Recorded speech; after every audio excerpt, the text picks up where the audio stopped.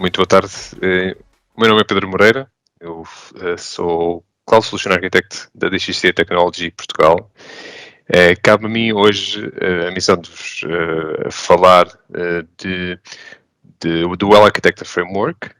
um conjunto de ferramentas e de documentação providenciado pela Microsoft, que tem como principal objetivo ajudar os arquitetos de soluções e de uma forma geral, as empresas a migrarem ou criarem ou portanto, desenvolverem ou mesmo avaliarem aplicações que já estão em Azure para que sejam otimizadas ao nível de custo, de excelência operacional, de performance e da sua eficiência, de reliability, ou de disponibilidade e da resiliência da aplicação, e também do ponto de vista de segurança. Portanto, não são mais do que o Well Architected Framework, não é mais do que um conjunto de boas práticas e de princípios que nos ajudam a endereçar de uma forma mais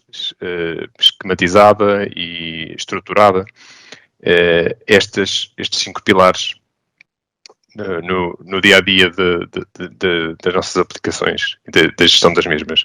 Porquê é que ela é relevante? Porque nos permite exatamente estruturar esta abordagem a estes 5 pilares, baseada em documentação, baseada em arquiteturas de referência, em princípios de desenho de soluções, e depois temos inclusivamente ferramentas que nos procedimentam uma avaliação a essas mesmas aplicações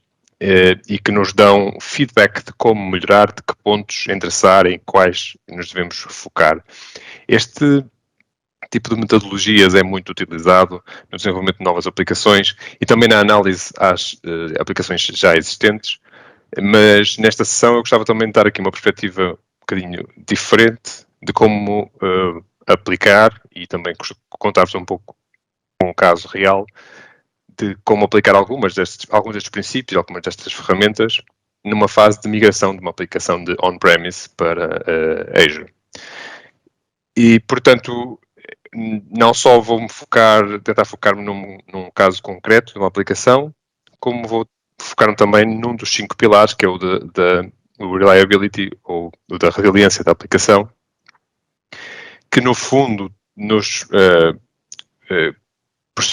pressupõe que nos foquemos em garantir a alta disponibilidade da aplicação, mas também a sua capacidade de recuperar e de sobreviver a desastres, por perdas de dados ou até ataques de ransomware. Alguns dos aspectos essenciais nesta análise ao pilar da resiliência da aplicação têm a ver com a análise e a definição dos objetivos de negócio dessa aplicação, portanto, definição dos níveis de serviço, do SLA, a definição e a análise também dos tempos de recuperação em caso de desastre, análise de dependências e de requisitos de conectividade, portanto, entre outros aspectos, como por exemplo também o da monitorização, que é essencial endereçar, porque é a principal ferramenta que nos garante que podemos reagir em caso de indisponibilidade aplicacional. E, portanto, o AF, como eu mencionei, fornece-nos várias ferramentas, conjuntos de documentação, e eu vou aqui endereçar de forma mais prática que me ocorreu algumas delas. A primeira das ferramentas é efetivamente a documentação, portanto, e concretamente para endereçar este tema da resiliência das aplicações, as arquiteturas de referência desempenham um papel crucial. O site da Microsoft, o Architecture Center, permite-nos pesquisar, por exemplo, por arquiteturas de referência em diversas tecnologias, estão também organizados por categorias, e temos aqui uma base de conhecimento fenomenal para construir e para desenhar as arquiteturas as arquiteturas das aplicações. Eu vou fazer aqui uma simples pesquisa por uma aplicação ou um tipo de aplicação que vou interessar em mais detalhe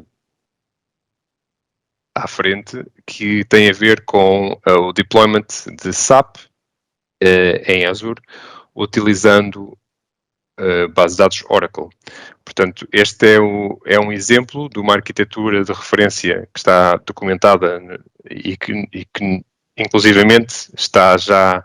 a documentação também está organizada de acordo com os 5 pilares do WAF. É uma fonte importantíssima de informação. Passando mais à componente prática, há depois também uma outra ferramenta que é uma ferramenta de assessment, já numa fase posterior, ou seja, no momento em que nós já fizemos uma análise, construímos uma arquitetura, temos alguma coisa que possamos já avaliar e este assessment não é mais do que um questionário feito sobre alguns dos princípios mais importantes do WAF, obviamente, mais uma vez, separada pelos 5 pilares, e como já disse, eu aqui vou focar-me novamente no pilar da disponibilidade e da resiliência, e, portanto, o Well Architecture Framework Review Assessment, eu vou reutilizar um que já tenho, criando uma nova milestone, portanto, simulando uma nova reavaliação à minha arquitetura. Este assessment avalia diversos parâmetros, como, por exemplo, portanto, vamos avaliar apenas a resiliência, como, por exemplo, se nós já temos definido ou não os SLAs e os Recovery Point Objectives, se temos a aplicação dispersa por diversas regiões, se mesmo dentro da mesma região estamos ou não, tirar partido da Availability Zones e por aí fora. Portanto, também há alguns aspectos que são aqui avaliados que na realidade são sobreposições, é inevitável que haja sobreposições com outros pilares, e o que é interessante é que no final deste assessment, eu vou ter que voltar aqui atrás para não ter que percorrer completamente. No final do assessment, nós temos um resultado com um conjunto de recomendações, uma classificação, por assim dizer, também da qualidade do nosso workload e da forma como os aspectos de reliability são endereçados aqui, e inclusivamente um conjunto alargado de recomendações, se virmos aqui, portanto, no pilar, mais uma vez, da resiliência, nós temos 22 recomendações específicas para endereçar no nosso assessment, como, por exemplo, realizar uma análise às possíveis falhas da aplicação ou até, no limite, testar um cenário de caos, injetando falhas na aplicação. E, portanto, esta é uma ferramenta extremamente útil, que é uma das ferramentas mais interessantes também na fase de migração, porque nos permite avaliar o próprio plano de migração, não temos que ter a ferramenta já instanciada e a infraestrutura criada em Azure, e permite-nos já fazer essa pré-avaliação não só da arquitetura, mas do próprio plano de migração e do modo de operação que essa aplicação vai ter após a migração. Dentro deste assessment, uma das componentes importantes também é, como vimos, é a componente de definição de níveis de serviço e de tempos de recuperação. E queria aqui falar-vos de uma ferramenta extremamente interessante que tem a ver com o cálculo da SLA. É uma componente com alguma frequência por assim dizer, relegada para segundo plano, portanto, a Microsoft fornece-nos os os valores de SLA para todas as componentes, ou para a grande maioria dos componentes de serviço que podemos subscrever em Azure, como por exemplo máquinas virtuais, ou App Services, ou Storage Account, o que seja, portanto, e fornece-nos informação detalhada de qual é que é o nível de SLA. Se nós pegarmos numa arquitetura standard de SAP com Oracle DB em Azure, nós reparamos que temos, isto mais uma vez, é aquele diagrama, é o diagrama da arquitetura de referência que vos mostrei há uns minutos atrás, e aqui nós temos diversas componentes que fazem parte da arquitetura e que todas elas têm SLAs distintos. Portanto, nós pensamos numa aplicação crítica como é este caso, é muito comum que essa aplicação tenha um SLA bastante elevado. Neste caso, era um caso prático. Objetivo, tínhamos um SLA de 99,5 e para obtermos este SLA, o que nós temos que considerar é o SLA composto de todas as componentes aplicacionais, e esses cálculos devem ser feitos da forma correta,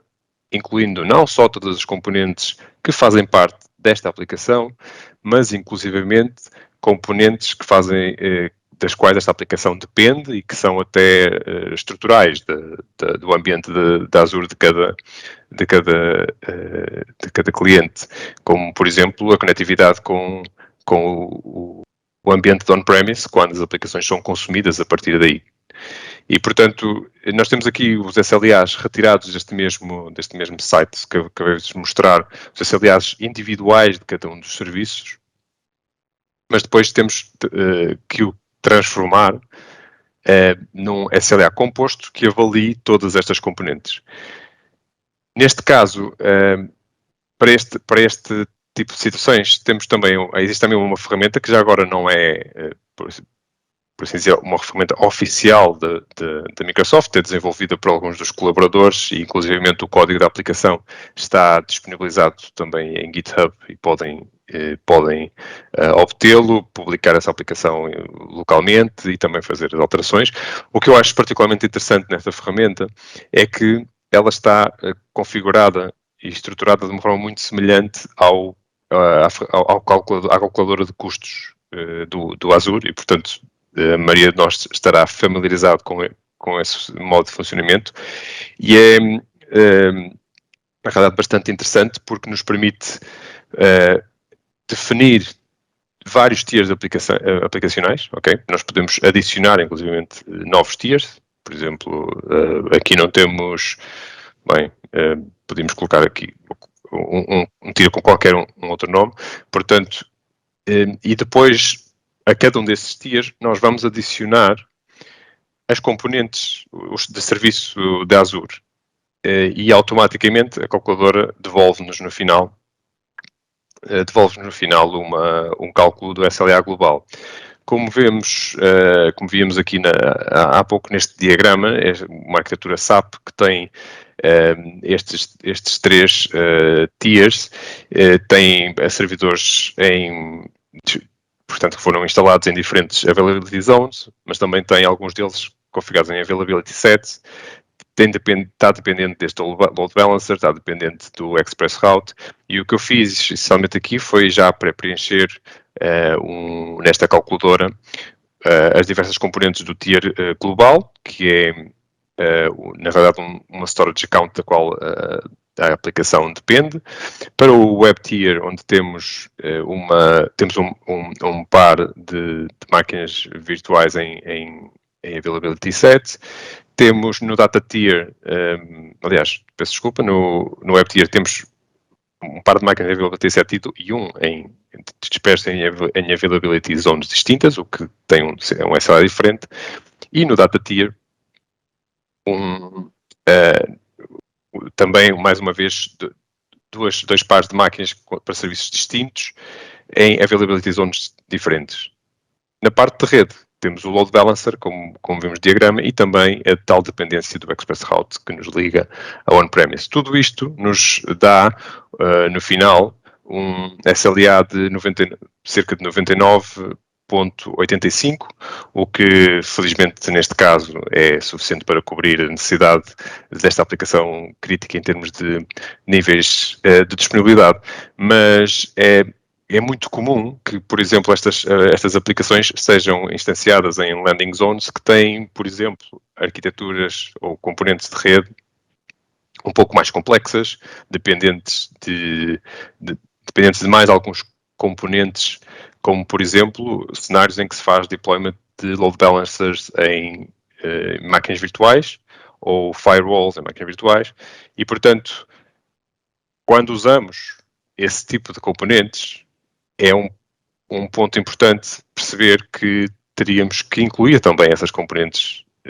no cálculo da SLA e, mais uma vez, a ferramenta é extremamente útil nesse aspecto porque nos permite adicionar no tier de networking, por exemplo, duas firewalls que estão configuradas em availability set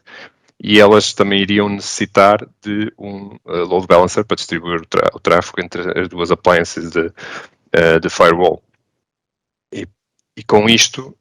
nós temos uma ligeira alteração do SLA, portanto, como vemos aqui no Network Tier, foram adicionadas as tais duas máquinas virtuais e mais uma instância de load balancer que nos alterou, reduziu ligeiramente o SLA da aplicação. Poderíamos aqui introduzir muitas outras coisas, como dependência da Active Directory, etc. Como dizia antes, há um conjunto de outras ferramentas e uma delas que nos ajudou num processo particularmente interessante de migração para Azure foi o Azure Advisor. O Azure Advisor tem, para quem não conhece, é uma ferramenta de análise contínua sobre os recursos que temos criados em Azure e o Azure Advisor está também as recomendações que nos dá sobre os recursos criados, estão também elas organizadas nestes mesmos cinco pilares, correspondentes aos pilares do WAF, e permite-nos ter também uma análise crítica. No entanto, estas análises do Azure Advisor são um pouco mais superficiais, pois o Azure não tem o Azure Advisor não tem a capacidade de entender a dinâmica funcional de uma arquitetura de uma aplicação e, portanto, foca-se nas recomendações mais individualizadas a cada recurso. Foi particularmente interessante, como veem aqui, nesta evolução desta migração, que durante a fase de migração, ou seja, quando estávamos a criar recursos, a migrar dados, etc., houve, na realidade, um crescimento do número de recomendações e só após a migração nós conseguimos, aos poucos, semana após semana, ir melhorando, afinando e reduzindo o número de recomendações que recebíamos do Azure Advisor. E, portanto, a mensagem aqui que gostava de deixar é que, efetivamente, o WAF pode ser particularmente interessante também nos cenários de migração para Azure. E a nossa conclusão deste caso prático é que, na realidade, devíamos ter insistido ainda mais na utilização do WAF numa fase inicial, numa fase pré-criação de recursos, pré-migração, para que esta migração fosse mais tranquila e que nos assegurasse desde uma fase mais inicial os níveis de serviço e as boas práticas recomendadas. Muito obrigado a todos pelo vosso tempo e espero que a sessão tenha sido útil. Até uma próxima.